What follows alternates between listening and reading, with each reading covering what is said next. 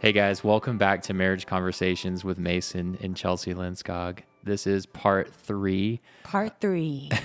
that's right, of a series on sex right now. And we're very excited to bring this one to you. What are we talking about in this segment today?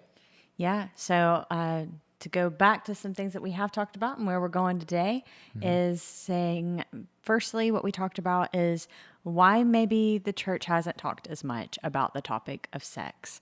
Topic number two was why we think it should and why we want to talk to you guys about sex.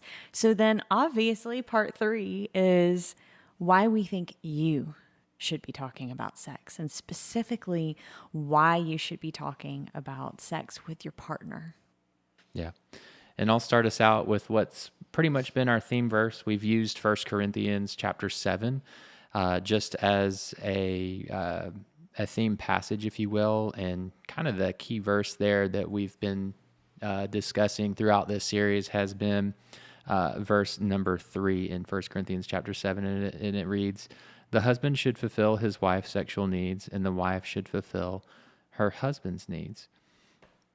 And so with this is why we're talking about the topic of really communication about sex today. And Exactly. so we can't, the whole point of this is we really can't meet each other's sexual needs if we don't communicate about them. And so we're excited to bring this to you because this allows us to kind of dive into communication a little bit, but specifically around the area of sex. But, you know, you and I were talking earlier tonight, just kind of hashing things out. And, really when it comes to communicating about sex, it can be one of the more challenging areas to talk about. Yeah.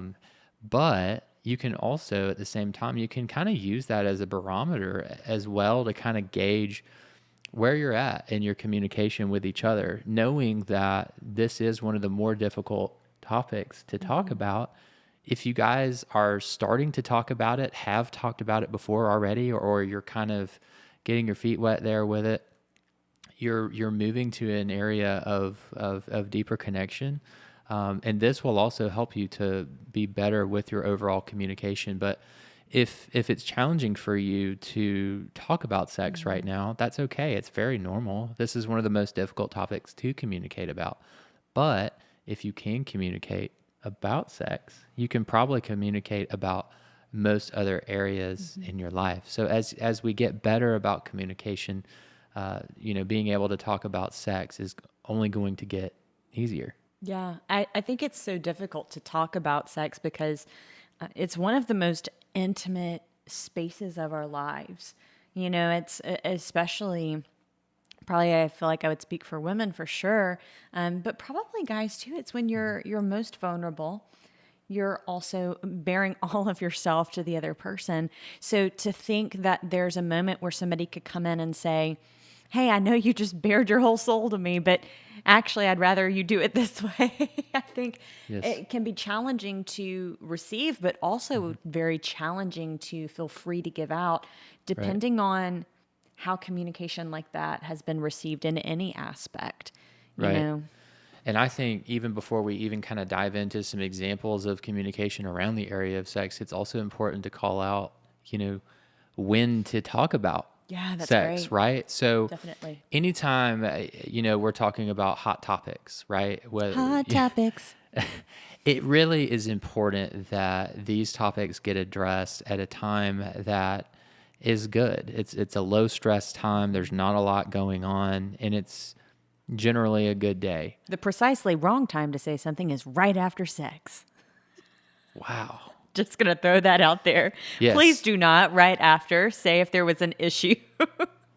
Yes. Yeah. Right after sex is one of the most vulnerable windows of time in terms of communication.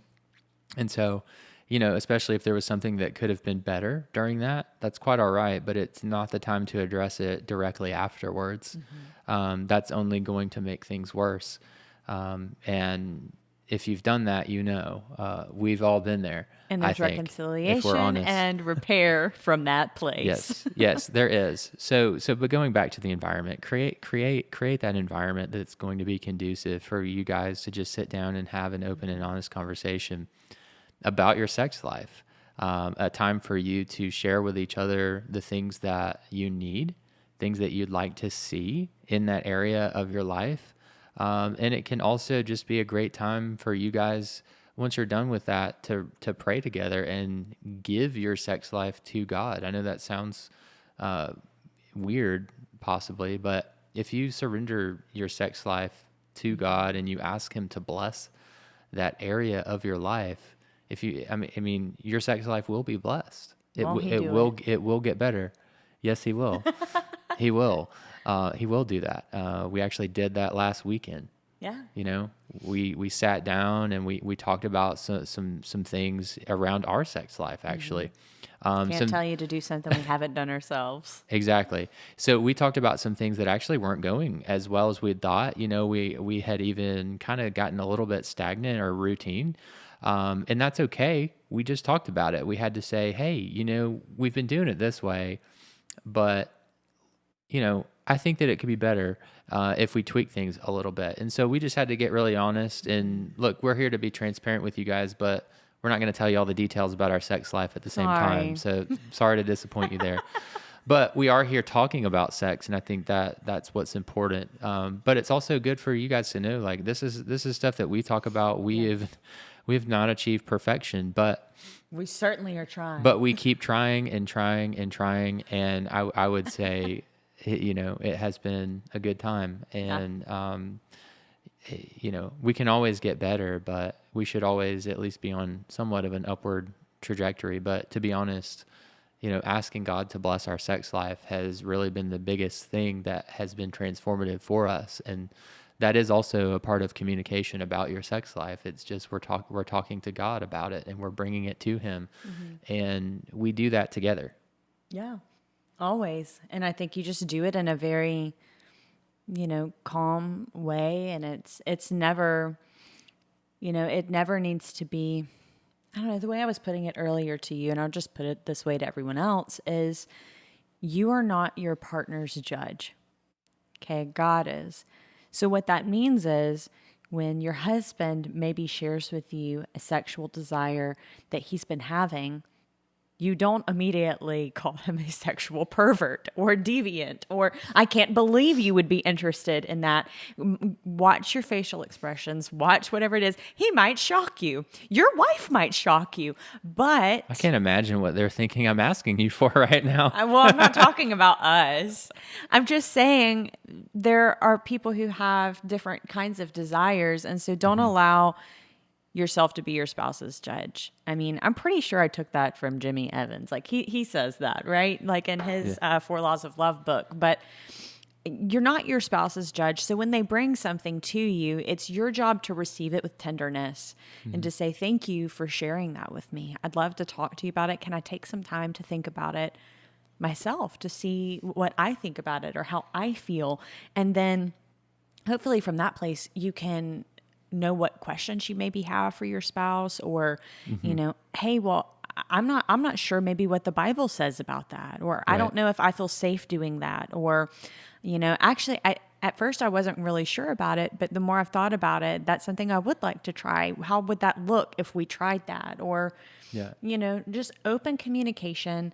And that's about things that maybe people desire, but then also where things maybe are going really well, for you to also say, hey, what you did the other day, I really like that. That was really awesome. The way that you did that. And if you would keep doing that, I mean, it doesn't have to be the only thing you do, but if you would keep doing that, that was very special for me. Or, hey, if we could mix that in every once in a while, or, you know, hey, I was thinking that we could do it in the bedroom more, or we can, hey, can we get outside of the bedroom? We had one couple we talked to once about just placement, and she's like, you can have sex outside of the bedroom? And we're like, you sure can. And she's like, I'm going to remember that the next time I come to your house. And it's not like it's everywhere, but I think everybody can have these open and honest conversations about what you like. And then additionally, the part that no one likes and no one's prepared to hear are the things that maybe aren't going so well. Like, hey, I didn't like that all that much. or, hey, something was off for me, and I'm really struggling, and maybe it's an attraction thing, maybe it's not an attraction thing, but it's a personal thing. And to be able to share that and have it received with compassion Yeah. will draw you into deeper levels of intimacy that I think will also correlate to other areas of your life where you can learn to be gentle with your spouse's requests or the things that they are bringing to you. Yeah.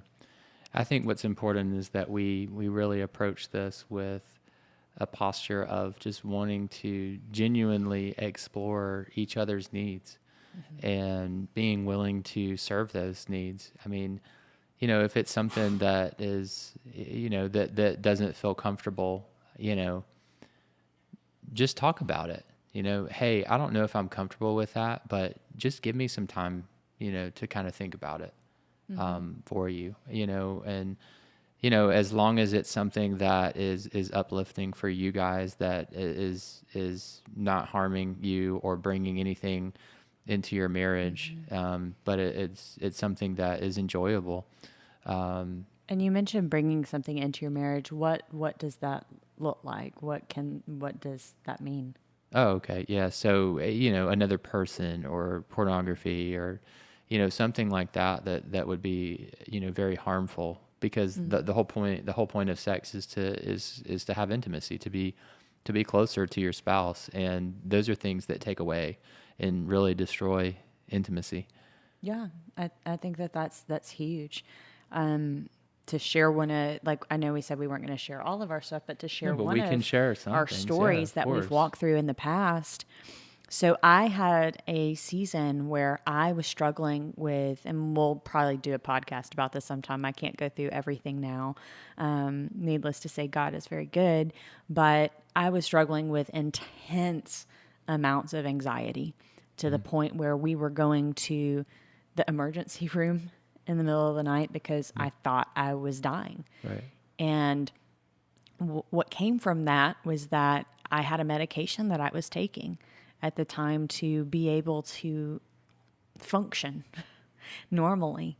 But the problem was that it made me to where I didn't actually want to be touched. One of the side effects was very mental and very emotional. So Mason would even try to, just rub my arm or give me a hug. I'm like, don't touch me. Right. And I'd never gone through anything like that before and didn't know why I felt that way. I didn't understand it. And you could have gotten angry and you didn't. Well, I mean, I was able to, love you through that period of time, even though it was hard, just because God was working in my life at that time. I mean, that's really the only reason. I mean, I also have a pharmacy background, so I understood at least, kind of how the medication was working for her. But really what helped was that we had a conversation about it, like just a real talk and said, hey, this isn't working. I know that this has nothing to do with me. This has everything to do with the medication that you're taking. This isn't you. This isn't how you normally are, right? And so, like you said earlier, thank God you're not on that medication anymore. But we went to the doctor But together. we went Like, to the doctor together as a team, and we just sat down and said, hey, this is killing our sex life, and we need something different. And the doctor was literally like, that can happen sometimes. What I'm going to do is I'm going to actually, let's try this way. Yeah. Like, I mean, it was very, but So- like we had worked it up to be So this we big had old something, thing. we got you something different, and it made things better, right? It made things better. It wasn't 100% better, but it made things a lot better. And And then ultimately, you got to a place to where you no longer required medication. It was truly a God thing, and so There's a lot of healing on God's part. It was part miraculous, Yep. part renewing my mind to the word as well, which we can share more of that journey later. But the Sure. idea of this is that we got together and we had a conversation about what wasn't really working. And then we went together to find a solution without making me feel like I there was something wrong with me, but also without Mason then feeling like something was wrong with you. Like Right. we both shared our side of things and where we were because we weren't experiencing what we knew was God's fullness for our marriage. And maybe you're sitting in a place that's very similar. Maybe, and we'll probably talk about this on the next segment as well, but maybe you're a female and you're on birth control or any other types of medications. Maybe as a guy, you're on medications, and that kind of stuff really can affect your body. And so we want you to know that there are conversations that can be had around that, around most anything in your sexual life, in your personal life, any part of your life. Stress. Is right? it will, and it's open to your spouse for them to explore and for you to explore together. And don't take anything personal. When we had our conversation this past weekend, there was a part of my heart that was like, it could have been hurt, but it was more so like, oh, I wish I would have known even sooner. You know, and so to not take things personally, to not feel like I'm unwanted or there's something wrong with me. Usually that's not the case. Usually there's all kinds of things that go along with this that you can learn to submit your body to your spouse and fulfill their needs. And sometimes one person's needs are going to be bigger than the others, and you have to focus on that. Yeah, don't allow your imagination to come up with a bunch of different assumptions about why things are a certain way with your spouse. Just ask the Just go question. talk to them.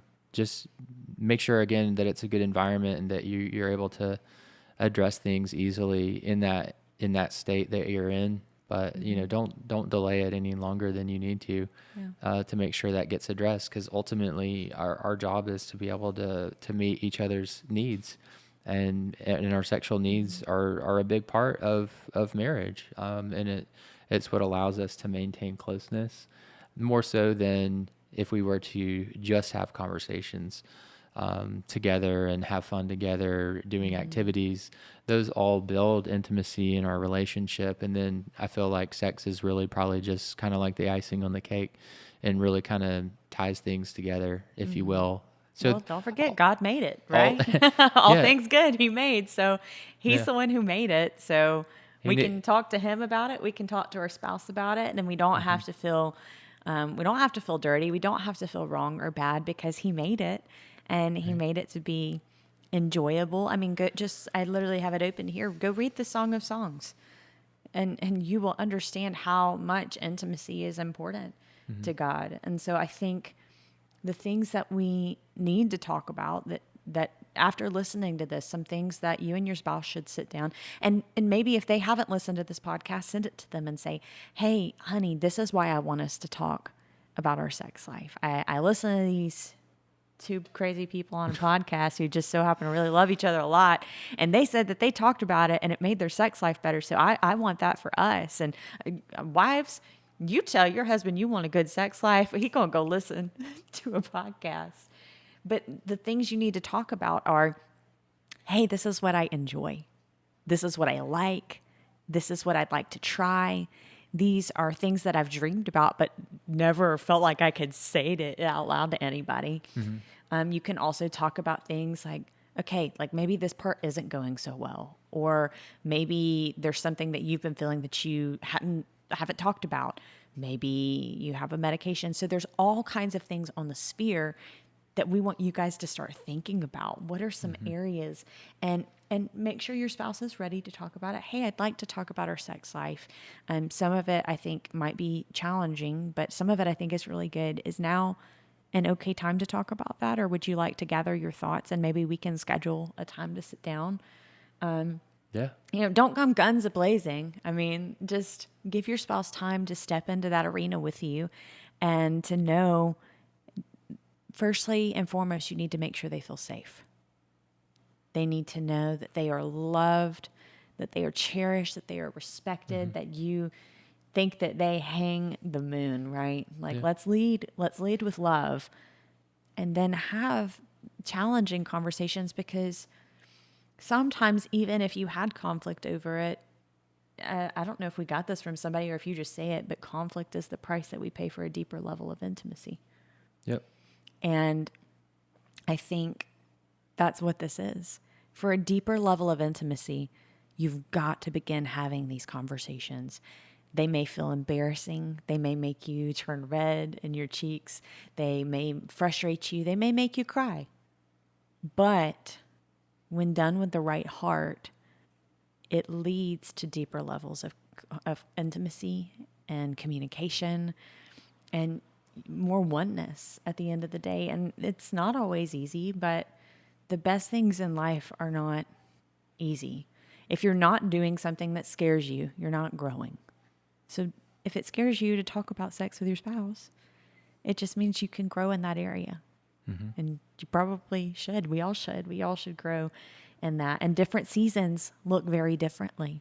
It looked different when we were newlyweds, and or times where I maybe wasn't working as much, or times where I was working more. It's going to look different when we have kids. It's always going to be ever evolving. So we always need to be having conversations about it. Yeah, that's really good. And I think that, if you're not sure how to open up the conversation, just talking to your spouse about sex, just letting them know up front that you want nothing more than to have a really good sex life with them. That's really the intent of why you're approaching them, why you're wanting to talk about it. And just let it go from there. Just say, I just want us to have a good sex life. I want to know how I can serve you best in that area. And then lastly, I want us to pray about it. So those are the two big things that we hope that you really get from this session today, is that, number one, we're going to talk about it together, and we're going to work together to make things better by addressing what each other's needs are. And then number two is we're going to give this to God. We're going to pray about it together after we've talked about it, and just allow God to do a work in your life, because He will. He's done it for us, and He will do it for you. That's just a guarantee. If you involve God and you involve your spouse, it's going to flourish. It will be blessed.